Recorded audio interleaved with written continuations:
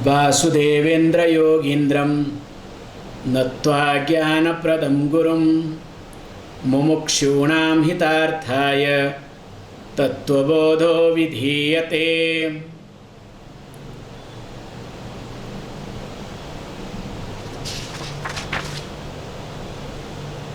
मदीय शरीरं मदीयाः प्राणाः मदीयं मनः च मदीया बुद्धिः मदीयम् अज्ञानम् इति स्वेन एव ज्ञायते।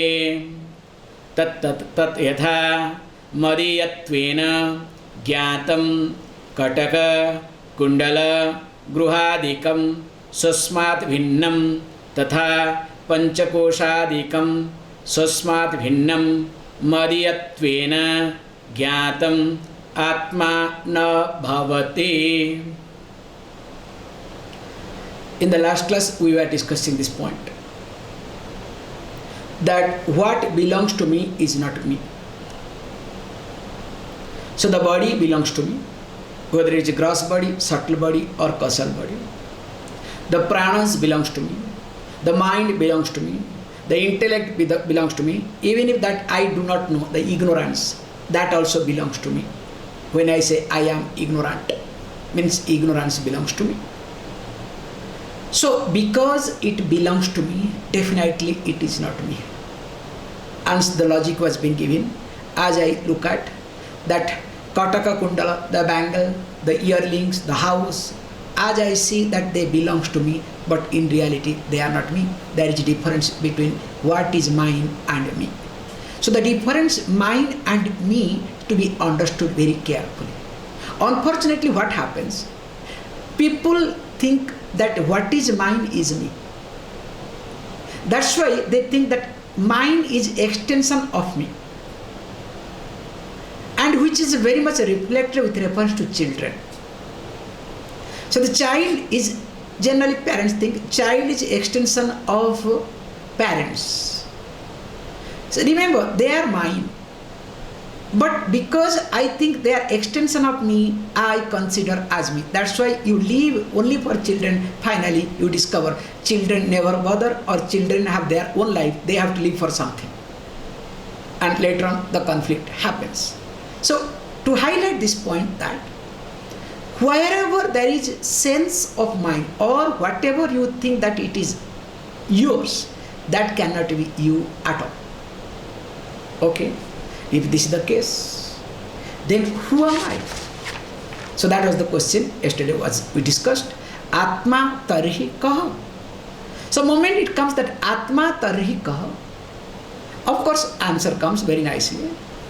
Satchite Ananda Saraswati. So when the question is asked, then tarhi, then who am I? Or what is Atma? So in answer the teacher says, Swarupa. Swarupa means nature. So that means Atma's Swarupa is the nature of me, or its nature is what? Sat Chit Ananda. So Sat means the existence. Chit, we say consciousness, awareness. And Ananda, fullness, happiness. Actually, this should be enough. But as usual, the student is not that qualified. Again, he goes one step ahead. Okay, I understand, but that but destroys everything, okay?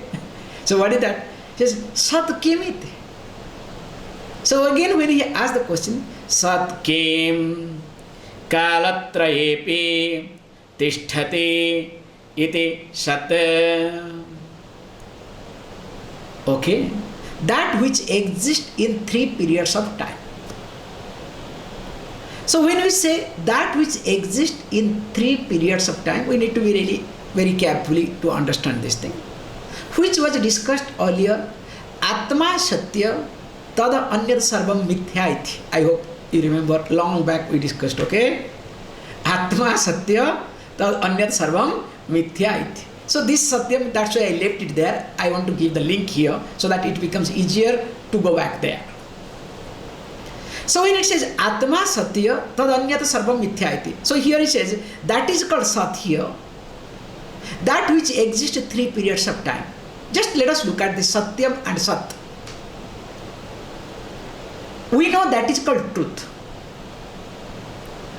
In our day-to-day life, let us say, we say that is called truth, that which exists, that which never falsifies.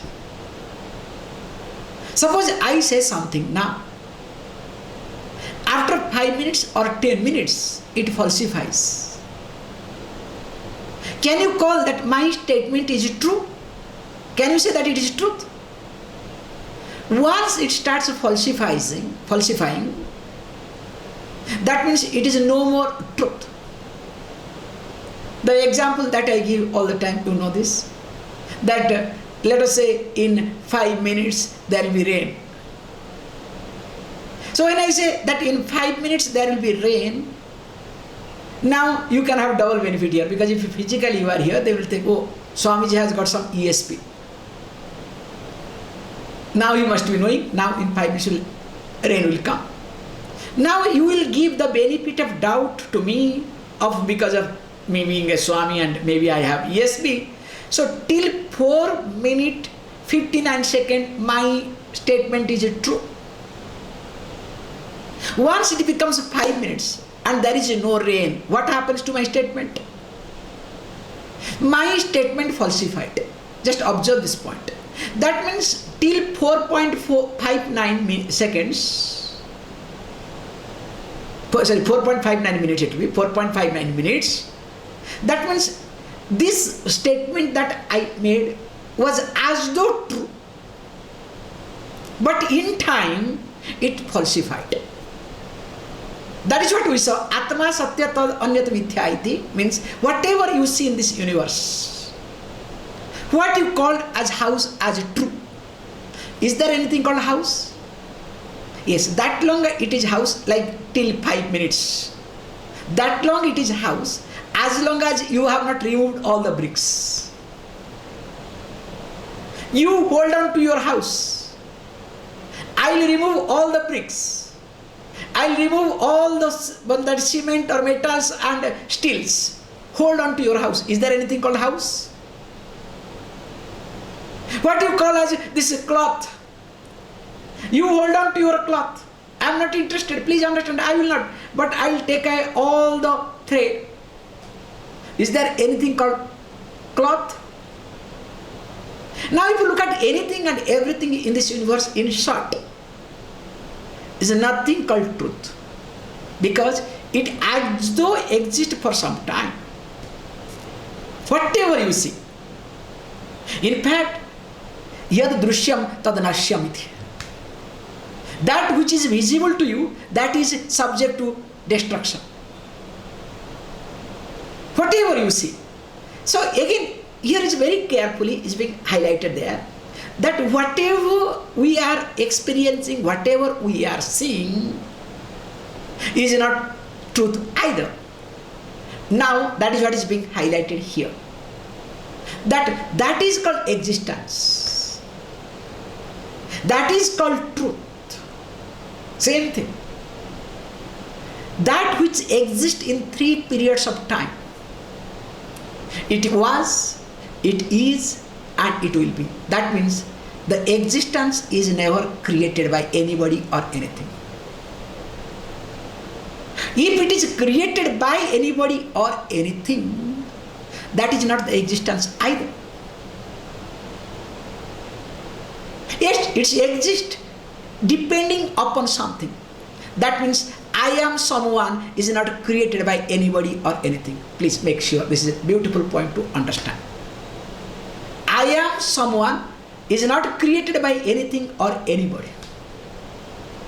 That's why, because I am not created by anything or anybody, I am not dependent upon anybody or anything.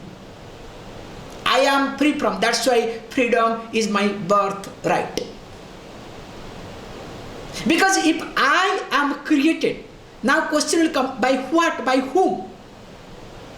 Who has created that? And who is that? You say God. Who is that God? We'll see in details when bestie analysis comes, we'll see in details. created the God?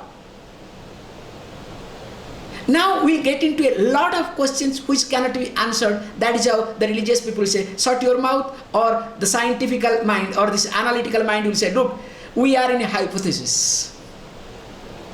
We are under investigation, under discovery. That's all. Close the chapter. And when it is going to complete, don't ask, okay? So that's why here we say kala trayepi tishtati it sat. That which exists in 3 periods of time. How? We can see, understand beautifully next word. So that through the consciousness it will be easier to understand this aspect. Chit kim jnana swarupa. So when the question is being asked, what is chit? What is that consciousness? So he says jnana swarupa. So it is the form of undifferentiated consciousness. Now if you observe this word chit, we have different words in different context comes. Sometimes we use the word chaitanya, sometimes jnanam, sometimes vijnanam. Different occasions we use different words for the same chit, for the same consciousness. So we have to really make it very clear how it works. We say that is the job of the consciousness. That is the job of the awareness, you can say. That which makes the body alive. Because of whose presence the body is alive. When we say body is alive, we say the body is able to feel the surroundings. The body is sentient. Because if you say, no, after all body is made up of chemicals, because you can say scientific analysis, yes, after all body is made up of chemicals, yes, fantastic. If body is made up of chemicals, that anything we see, including this remote also is made up of chemical. Now this remote also is made up of chemical and this body also is made up of chemical. Is there any difference or not? How come this body is able to feel, but this remote is not able to feel? Then you say, yes, okay, because you will bring biochemistry. Just I am trying to go along with you, okay? So you do not understand there is a difference between chemistry and biochemistry.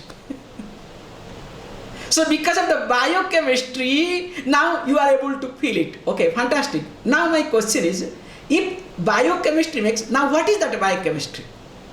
That's why we come to this point, please understand. Whatever makes the body alive, whatever makes the body to be sentient is called consciousness. Now, okay, I want to know really what is this consciousness and which makes this body sentient. We need to really look at little bit analytical way, because this is how the situation moves in life. Because the question comes. See, when we look at this consciousness part, generally we think maybe the consciousness is the part of the body,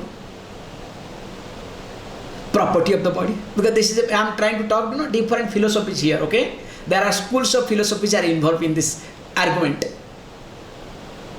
Maybe this is part of the body, maybe this is property of the body. Then somebody say, no, this is created in body. Like, how this enzymes, fluids and other things are created in this body. Yes, fantastic. Everything is perfect, no problem. Remember, first thing you have to understand, it is not a part of the body. That is what we discussed in details. It is not like, my hair or nail or nose or hand or anything. So I can do all these things, cut it and grow. It is not like that. But at the same time, we cannot say that it is created by body. Because if it is created by body, please, we have to understand. Now my question will be so different. Okay, nothing wrong in it. If you say it is created by body, now how can body create something which is alive? Please understand, body cannot generate life by itself. Try. Will the body be able to generate life by itself? Because if you remember very nicely, life cannot be the product of a matter. After all, this body is a matter. Life cannot be product of the matter. So we need something different. Even though we have a concept just I am trying to tell you openly, little bit I am just trying to confuse you, which is not required here, but still I am trying to confuse you here. One aspect, that the Videha Raja. So Videha Raja means actually one of the king was born out of the dead body. But they did all this chanting and lot of other process and other things where this is called Sabda Brahma entered. That is a different process which is yet to be discovered by the scientist. Not the body by itself, other factors were involved. That is, we have a concept of, that's why Sita was called Vaidehi, belongs to Videha. So that is another concept, just to confuse you a little bit here, leave it there, don't worry. Coming back here, but don't ask me this question related to this thing which is completely outside. Now, if we have to look at this very carefully, the first thing we have to understand that the consciousness is not part or nor a property nor a product of this body or anybody. Okay, I understand. That means if this is the case, maybe it is something, independent entity. You can say, yes, it is an invisible independent entity, but at the same time, it covers the body. That's why, because of that, it is alive. That's why you can say, because of which the chemistry gets converted into biochemistry. How? You can take the example of this electric bulb or any electric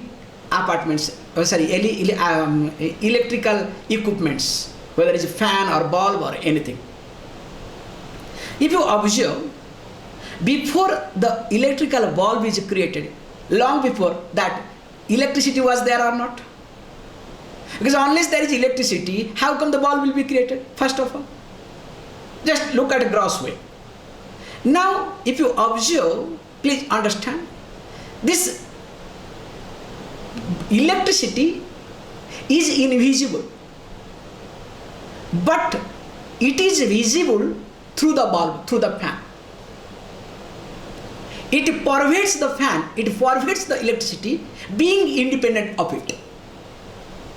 In fact, because of whose presence, the bulb is called a bulb, the fan is called fan. You understand? Or else it is a showpiece. So as long as there is electricity, the fan is called fan. So that means if we see that because of the electricity, because of this invisible force, the fan is moving, the bulb is able to give the light. So that is, here we look at as a consciousness principle. That's why it is independent, at the same time it is invisible. This is the concept you need to look at. Even though there are little bit differences are there, we need to look at very carefully. That's why we have to see here, understand that the consciousness is something, it is invisible, at the same time independent entity, but it pervades all over the fan. Can you see this point? And because of which the fan is called fan. Here in this our case, the body is alive. If that is not there, body is not alive. So that's why we need to look at this thing. It is something invisible. At the same time, it is independent entity, and it pervades all over the body, but at the same time makes it alive. Okay, but please understand, we need to see, okay, is it confined only to this fan? If you look at the electricity, is it confined to the only fan? Not necessarily. Please understand, this is the most important aspect. Electricity is not only confined to the boundary of the fan. Electricity is confined to everywhere. Can you see this point? Means wherever the electricity factors are involved. So here also same thing, the consciousness is not only confined to this body. So it is confined to everywhere. So in short, if we look at that which is not limited by space, That which is really exist all the time, that before that we discussed, that all pervading limitless is called consciousness. So that means we have to be very careful to understand that it is not only invisible, it is independent, and it is all pervasive. So that means because it is all pervasive, that means after the death of this body, means when that body falls down, still this consciousness will continue, it will never perish, it will never get destroyed. Like when the bulb gets destroyed, along with the destruction of the bulb, the electricity never gets destroyed. Can you see this point? So that means we have to be very clear that this, as the electricity is not limited or does not goes through the destruction as the bulb goes through, so also here the consciousness is something never limited by time, is not destroyed in time either. So that means we have to understand this point, that this consciousness, because of whose presence I am conscious, because of whose presence this body is alive, and because of whose presence everything moves, like the electricity and bulb relationship, and that consciousness is me. Okay, interestingly says, okay, if that is the me, I need to really understand. That's why definitely in different occasions says that I witness because of that reason. That's why I am something, I am called here Jnana Swarupaha. So when I am Jnana Swarupaha, so I need to understand that me as the consciousness. Because consciousness and me are not different. Because if I am different from consciousness, this is what the problem happens. That's why I come to a conclusion, this is called Neo Vedanta, that I go to experience. That's why I get into experience oriented. This is called Neo Vedanta approach. So every experience becomes you. That's why they say, oh, I need to experience myself. Please understand, when you want to experience yourself, that means what? You are not a Jnana Swarupa. You are not the undifferentiated consciousness, because in experience, please understand, there is a Drushya and there is a Druk. So when there is a Druk and Drushya, that which is to be seen, Druk means the one who is the seer. So if there is a duality, that there is a differentiation. That's why what you experience is not you. That's why I cannot be experienced. Because the more you try to experience yourself, this is called Neo Vedanta, you need to experience yourself. The more you try to experience, you are not really experiencing yourself. You are experiencing that is other than you. So that's why, may you know here, I am the Druk, I am not Drushya. I am the seer, and that seer is me. Okay, what is that? That's why to understand this thing, we take the help of this Neti methodology of teaching. So Neti means na iti, and of course it leads to a different problem also equally. Na iti means not this, not this. Whatever you say, you ask the question, okay, I understand everything, but what? Yeah, I don't have to experience. Then what should I do? Then who am I? What is me?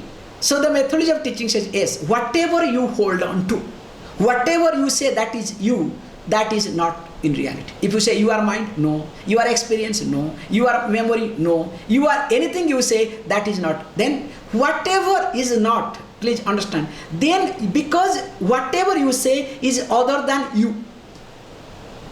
But unfortunately, this gets into another mode. People say, okay, neti. This is what called Neo Vedanta, or it's confused Vedanta, which is part of Buddhism, I'm sorry to say. Then what? I am nothing. Because neti, not this, not this. Yeah, not this, because you are holding on to something. That's why to negate that, we are saying not neti, no iti, not this. But that does not mean that you are nothing. But unfortunately what they do is they come to a conclusion and they say that, oh, I am nothing. That's why people dwell upon this nothingness in their life. That's why, may you know, you are the Jnana Swarupa, because we never highlight about nothingness at all.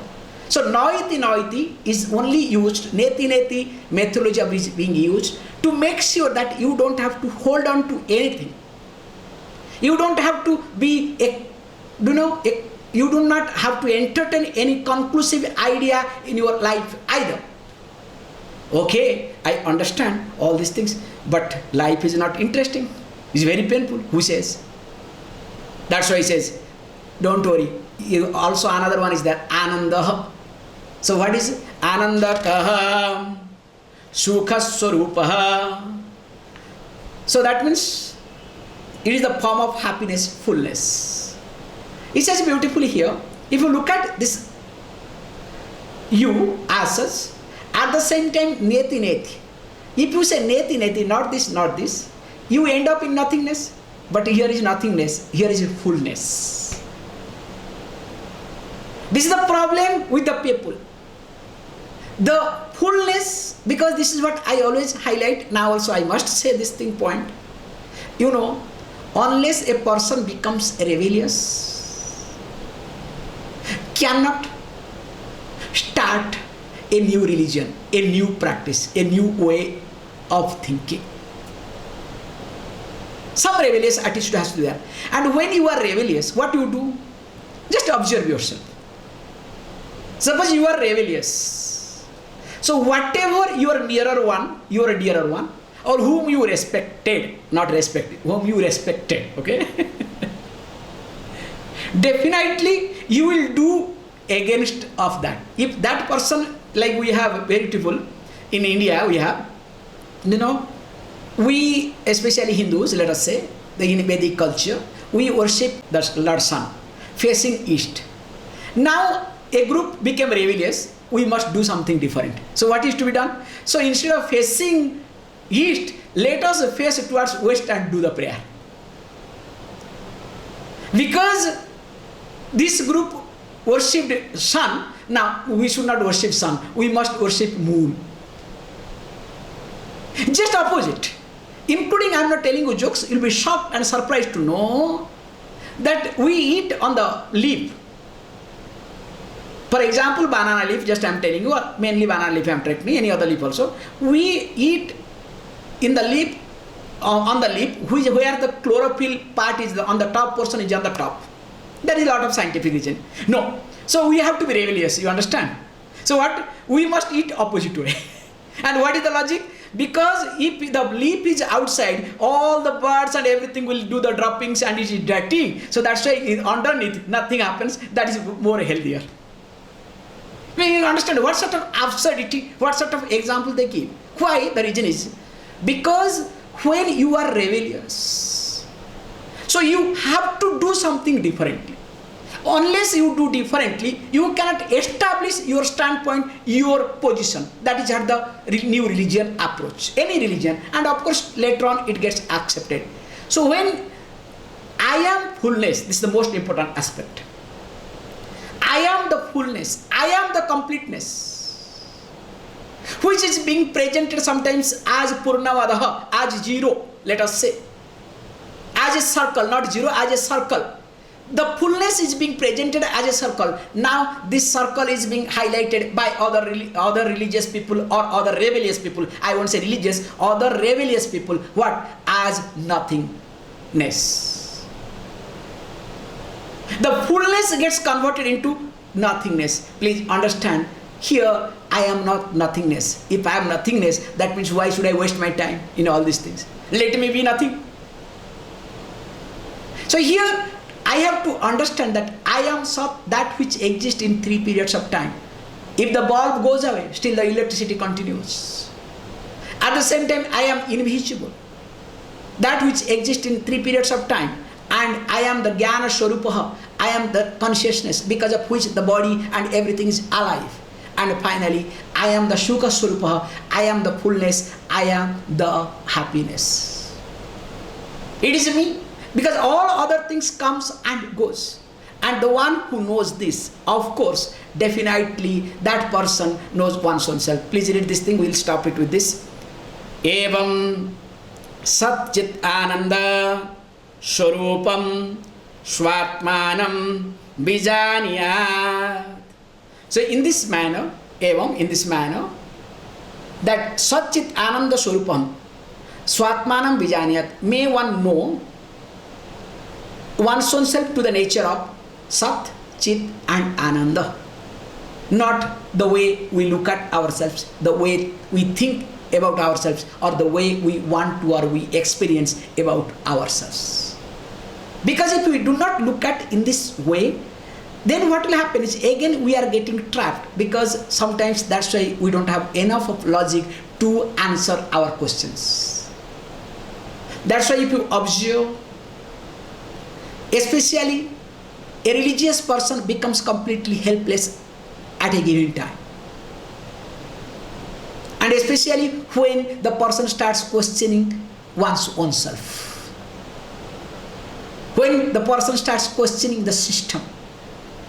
To be very honest, in this regard, Hinduism is a unique approach, because Hinduism is not a religion, it is a way of living. Because here, every religious aspect, what we call as religious aspect here, allows you to question yourself, allows you to question your process. Because being the way of living here. So that's why may you know that you are Sat, you are Chit and you are Ananda Swarupa. Okay, I understand. Everything is fantastic. Then what about this God? Because after all that plays a big role. With this, I'll say this Vyashti Vicharaha, as we discussed before, that this text in the beginning it was called Mangala Charanam, prayer verse. Then after that came straight away that Adhikari. After Adhikari did the analysis of Vyashti Vicharaha. Means who am I? Now is going to start Samashti Vicharaha. So what we say, Tat Tvam Asi. So first Tvam Pada Vichara was done. Now next we'll see Tat Pada Vichara. From tomorrow onwards, we'll try to see what is the totality. Please close your eyes.